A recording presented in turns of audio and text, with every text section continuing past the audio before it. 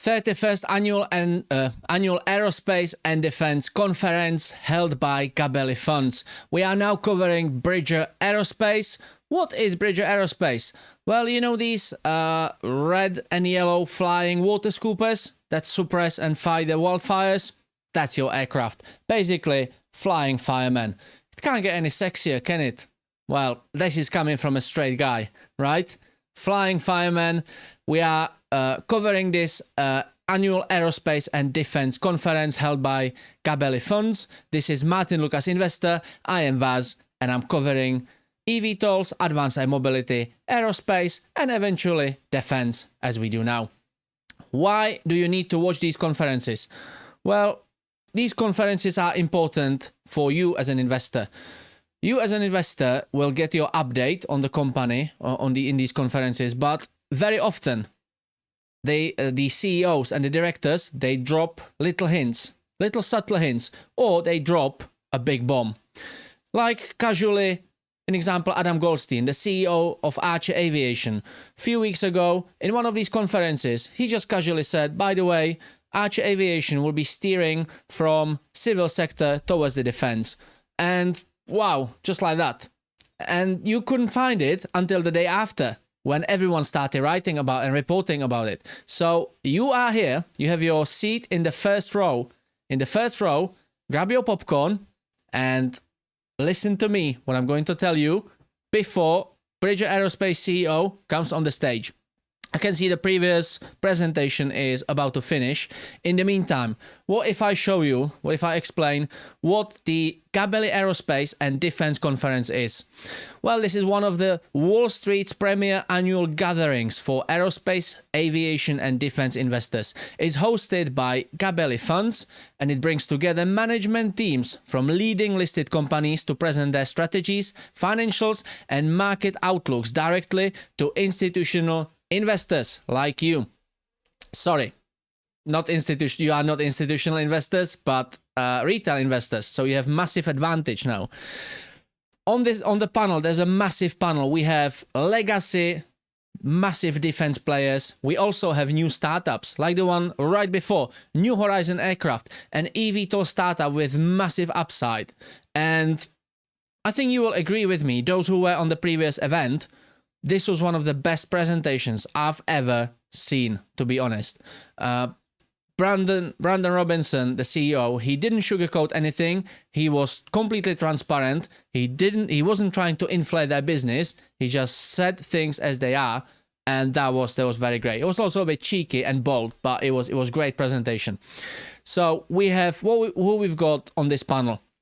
We have Textron, parent of Bell Helicopter, Cessna, Beechcraft and E-Aviation, also parent company of Pipistrel, the French manufacturer of cargo eVTOLs, basically large drones carrying cargo around. We have Moog, precision controls for aerospace and defense with past eVTOL involvement. We also have suppliers. We don't have only manufacturers, we have suppliers as well. HEICO, one of the largest independent aviation parts and system suppliers. We have Elbit Systems, Israeli defense electronics leader. We have Curtiss-Wright, one of the traditional advanced engineered defense solutions providers. We have Rheinmetall, the biggest animal, one of the biggest animals on the defense market. German defense prime, rising on European rearmament. Those who follow news and the war in Ukraine, and everything pivoting around that, Rheinmetall is heavily involved. We have more startups like Standard Aero, Albany International, Ducommun, Astronics, Graham Corporation, New Horizon Aircraft, you name it. And now we have Bridger Aerospace. The CEO is coming. We have last of few Q&As of the previous presentation. So let me just quickly recap what we did. We have Redwire, which we covered as the very first event. Basically, a company aiming to dominate the lower Earth orbit, not only with satellites, but also with solar arrays, with microgravity manufacturing. And we are not talking only about 3D printing. We are talking about live tissue as well. If you want to rewatch it, go to the main channel, Click on the little ML logo under the video. Click on it, and you will see it there as the most recent event. Very interesting presentation. Then we had Aero Group, massive wide range of from defense to civil sector, whether it's drones, whether it's avionics. We also know that they are involved with Joby Aviation. They provide and supply one of the key avionic components for the S4 aircraft. If you want to find out which one, go back again, go to the home channel and find it. Go to the homepage of the channel and find it. Also, they are developing their own eVTOL aircraft. Just finished New Horizon aircraft. A very bold, open, honest presentation. Brandon Robinson didn't sugarcoat anything. He just said things as they were. eVTOL manufacturer trying to develop or developing a completely unique design and concept of the propulsion, targeting defense. Very interesting presentation. And now we have Bridger Aerospace fighting wildfires from the sky. Yellow and red. You can see it behind me. That's your key color for the Super Scoopers, the firefighting aircraft. The Bridger Aerospace is based in Montana, Belgrade. Founded in 2014. Publicly listing in January 2023 via SPAC merger. The original company was Jack Creek Investment. 52 weeks range for the stock price from as low as $1 to $4.44. So what does Bridger Aerospace do? They provide aerial wildfire suppression and ISR services. They operate CL415 EAF Super Scoopers. I'm pretty sure there will be a presentation, so you will see what I'm talking about. Just bear with me and you will find out more in the very second. Flying firemen, as I said. Multi-mission, they also provide multi-mission aircraft with infrared mapping and surveillance. Their customers are US Forest Service and state firefighting agencies. I'm pretty sure we will find out how many of these aircraft are operating and how many of these aircraft they supply. Quick review for the financials. Second quarter revenue 30.8 million, which is growth plus 136% year over year. Net income 0.3, positive swing from prior loss. By the way, what you are seeing here will be part of your tomorrow's newsletter, the special one. And tomorrow, if you join me for my Saturday eVTOL show, I'll be talking about this more. Adjusted EBITDA 10.8 million, and guidance for financial year 2025 is 105 to 111 million revenue, 42 to 48 million adjusted EBITDA. And I can see the stage is now taking shape. Let me just bring the audio in. Do we have any music? I think he is getting ready because this will be online. This will be a remote. Okay. Moving right along. Now, as soon as they start talking, I will shut up and you can today, listen. Bridger Aerospace, Which is now. With us today will be Mr. Sam Davis, CEO, and Mr. Eric Jurat, CFO of Bridger Aerospace. Bridger Aerospace is an aerial firefighting and aerospace services company based in Belgrade, Montana, located at Bozeman Yellowstone International Airport. I've been there. It was founded in 2014 to support frontline firefighters with world-leading technology and aerial fire suppression systems. Bridger has 55 million shares outstanding, trades around $2 for 113 million market cap, and 180 million of net cash for 290 million total enterprise value. We'll start off with a brief presentation and we'll get into questions. Sam, over to you. Great, thank you. And hopefully you can hear me okay. A little different being virtual, but perfect. Thank you for the introduction and a pleasure to be with you all. We're headquartered here in Bozeman. You've been here. We've got smoke in the sky behind me. I don't think anybody can see it, but wildfire is still happening out west, and it seems to be the norm. So just quick intro, and I'll try to keep it brief. Bridger was founded in 2014 by a former Navy SEAL who saw the opportunity to bring his passion for technology and aviation together, and happened to find the perfect home in Montana, in the heart of wildfire country, where aviation is a much needed asset to help detect and combat wildfires. Bridger, we have two main services that we do for wildfires. Quite simply, delivering water to suppress and extinguish wildfires, and providing real-time data and surveillance over fires for early detection and command and control.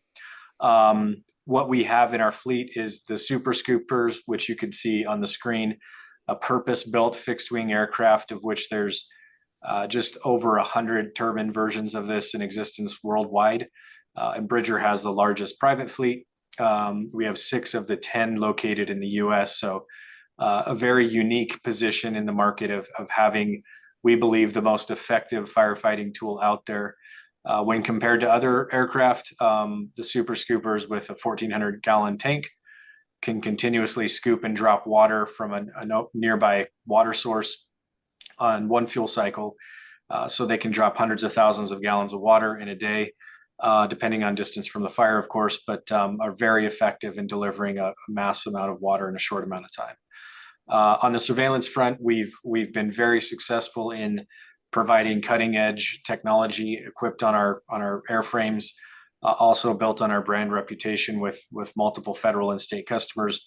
We've been able to kind of lead the edge in real-time detection and the most actionable information delivered to combat wildfires, detect them, see how they're growing, changing, and intercept them before they become a national threat.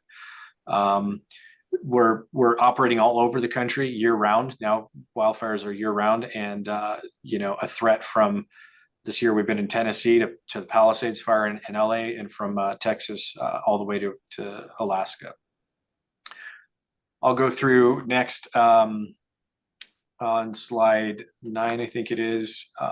We can bring that up.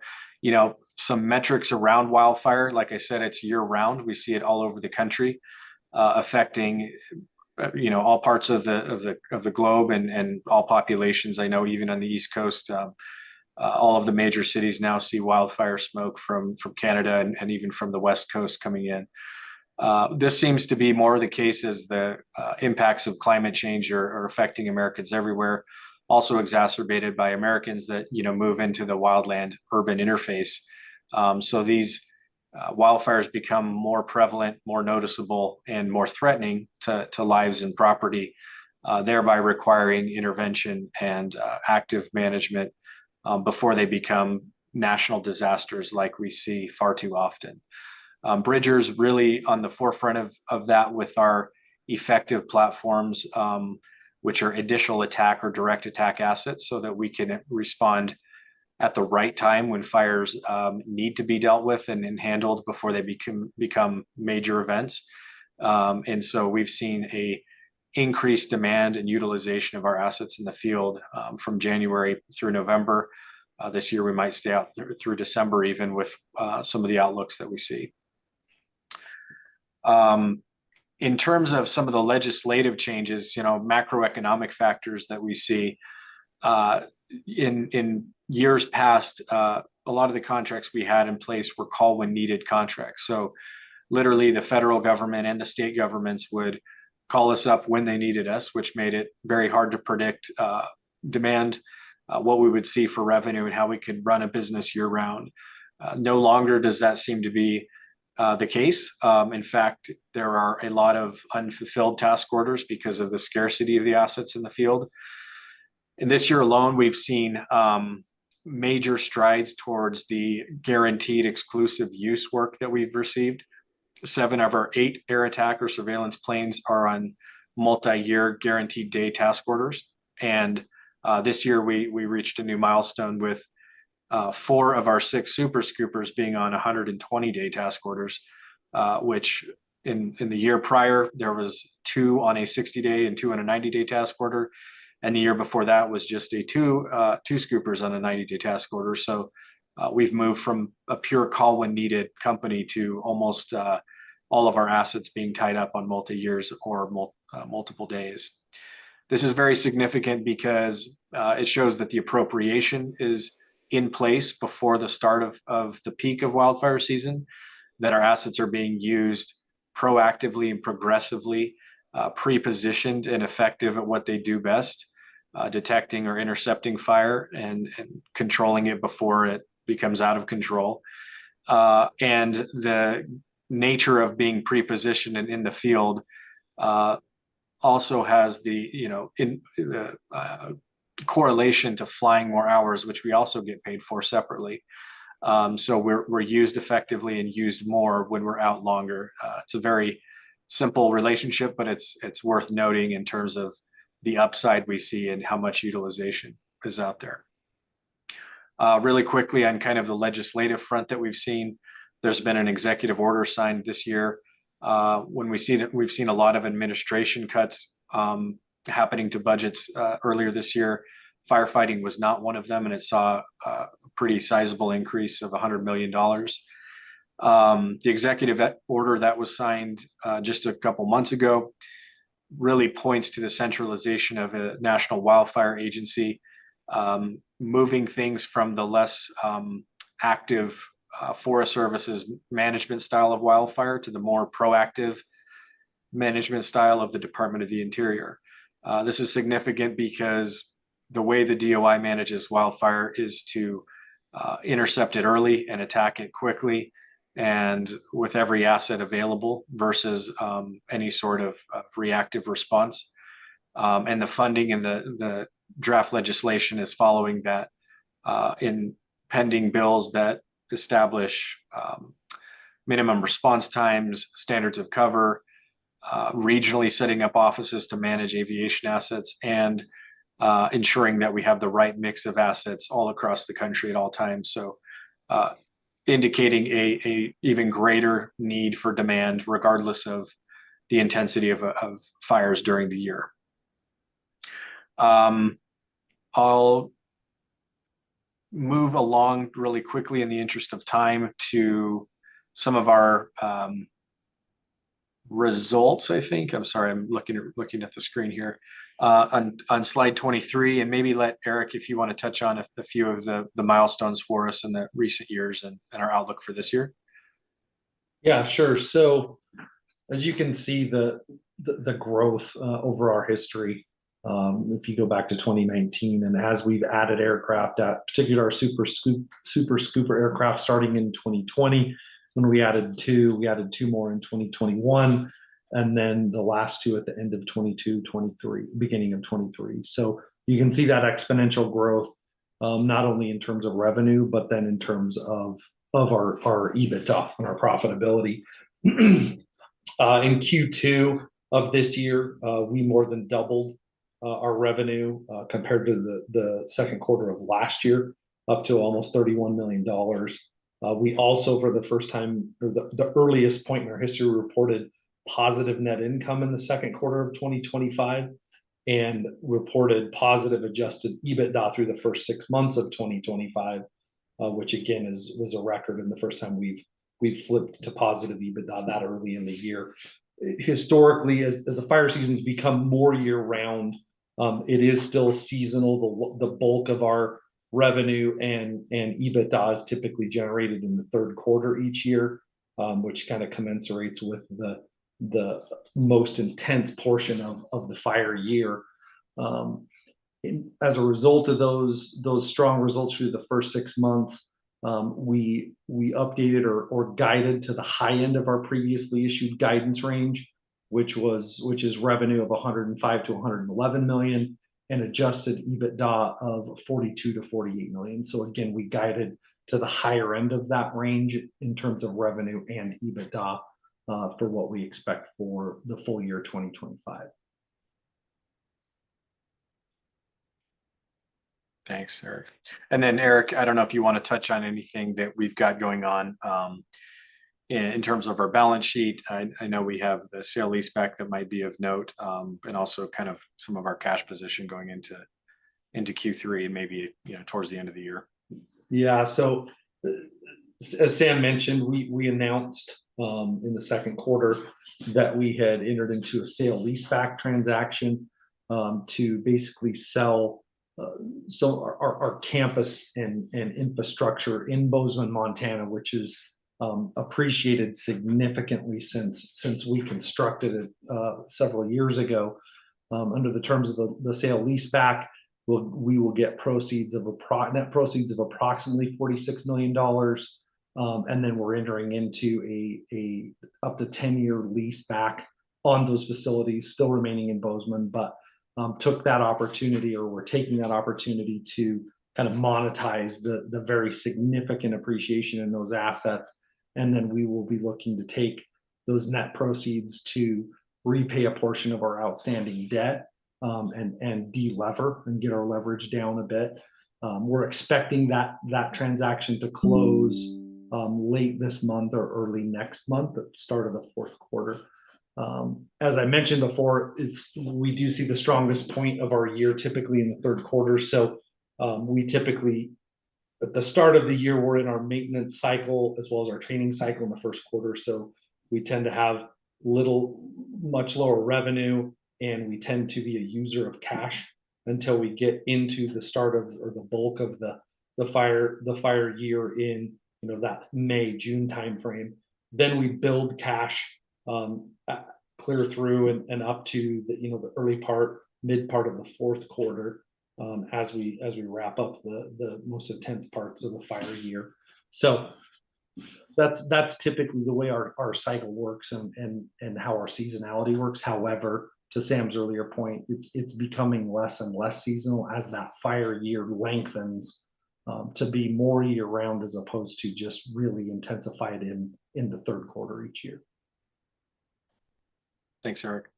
And Tony, I think we may be close to time. I just want to be, I could keep talking all day, but would love to. For sure. I mean, it's so interesting. Obviously, we're all either impacted directly or there's so much going on with your industry. Maybe one question I have before we have to go.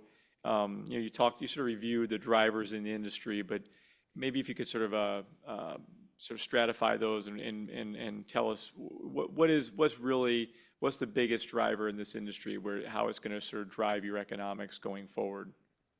Yeah. So just the way I look at this is macroeconomically, if you look at where we are with the historic trends in things that are outside of our control, which I believe are the impacts of climate change and year over year growth in acres burned and number of wildfires, and the exacerbation of the large wildfires releasing more carbon and creating more drought and so on. That's not stopping. We see it on the headlines all over every year. Unfortunately, catastrophic, and heartbreaking stories of the lives lost, properties lost, and it's been all over in Europe and so on. So that's what's driving this. So I think what's unique is all the tailwinds of converging, actions that are the right things to do, which is for the entire industry using aviation assets to be the local fire department, but in the sky, right? So that we detect, with cutting edge military grade technology, wildfires before they even ignite, for example, and then intercepting them quickly with water. And at the tail end, when they're threatening towns or structures, you can hit them with retardant. But that proper positioning, that mind shift change is taking a place in the agencies and the way they're structured and in legislation. So those things, I think, converging are all a wonderful thing for Bridger, because it's our mission. It's what we're uniquely positioned to do with the assets we have and the personnel that we have trained for this sort of thing, that we're kind of on the cusp of now, rising to a level of demand and doing what we do well, which is, help prevent and suppress fires around the country year round, and to a level that I don't think has ever been seen or used as appropriately as it is now. Thank you for that, Sam. that was a great overview. Boy, I could talk and learn about this for hours. It's so interesting and critical to what defending against these fires. Thank you for coming. Great job, Eric. It's good to see you again, and even if it's virtually. And hope to get you guys back next year, hopefully in person. Thank you so much. Appreciate it. Thank you. Thank you. Bye. That was a short presentation. Wow. Probably because we are coming to the end of the conference. Did you like it? Did you enjoy it? I definitely love this aircraft, the Canada CL417. It's such an iconic aircraft. It's great. I will end this here. I won't be holding you for too long. Thank you everyone for joining me. It's been great day. It's been great day. Thank you everyone for being here with me. I loved it. I enjoyed it. It was very demanding. I had to set everything up the day before. I had to be ready. I had to be very, very slick and very, it needed to be like a clockwork, but hopefully you enjoyed everything.